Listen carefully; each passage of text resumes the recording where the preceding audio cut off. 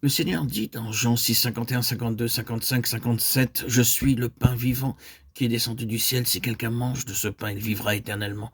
Et le pain que je donnerai, c'est ma chair que je donnerai pour la vie du monde. » Les Juifs discutaient entre eux, disant, « Comment peut-il nous donner sa chair à manger?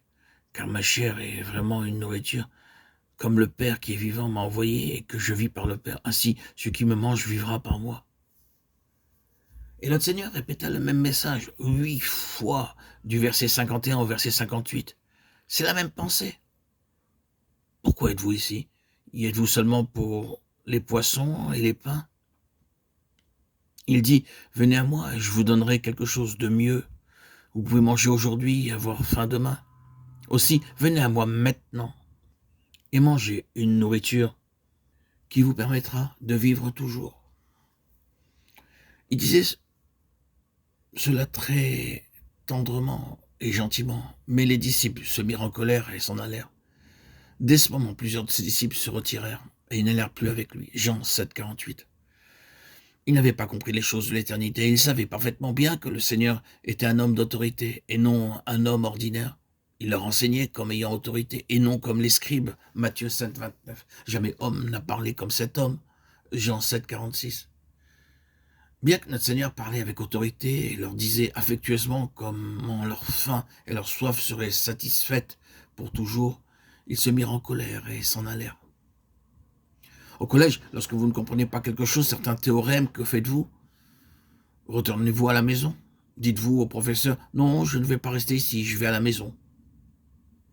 Vous direz plutôt, non monsieur, je n'arrive pas à comprendre. Voulez-vous s'il vous plaît m'expliquer plus simplement le sens de ce théorème? Mais les gens dans ce chapitre se mirent en colère, le quittèrent et n'allèrent plus avec lui, parce qu'ils n'avaient pas compris les choses de l'éternité. Or, nous n'avons pas reçu l'Esprit du monde, mais l'Esprit qui vient de Dieu, afin que nous connaissions les choses que Dieu nous a données par sa grâce. 1 Corinthiens 2, 12 à 14. Le Saint-Esprit nous donne faim et soif, ainsi que la compréhension des choses éternelles. Et nous en parlons non avec des discours qu'enseigne la sagesse humaine, mais avec ce qu'enseigne l'Esprit, employant un langage spirituel pour les choses spirituelles. Mais l'homme naturel n'accepte pas les choses de l'Esprit de Dieu, car ils sont une folie pour lui. Et il ne peut les connaître, parce que c'est spirituellement qu'on en juge. Les choses de l'éternité, celles de Dieu et du ciel, ne peuvent être comprises par la sagesse humaine.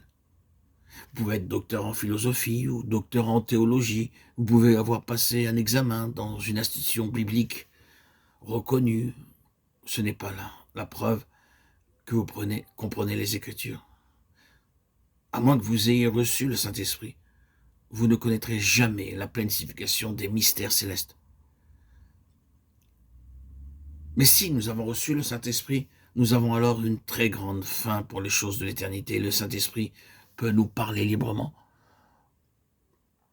Nous devons dire par la simple foi comme un enfant, « Oh Seigneur, enseigne-moi la signification des vérités divines, éternelles et célestes. Enseigne-moi quelque chose de plus sur la vie après la mort. Enseigne-moi quelque chose de plus sur ton royaume céleste, ton amour divin, ta divine discipline. » Et il nous enseignera, parce qu'il est l'Esprit éternel.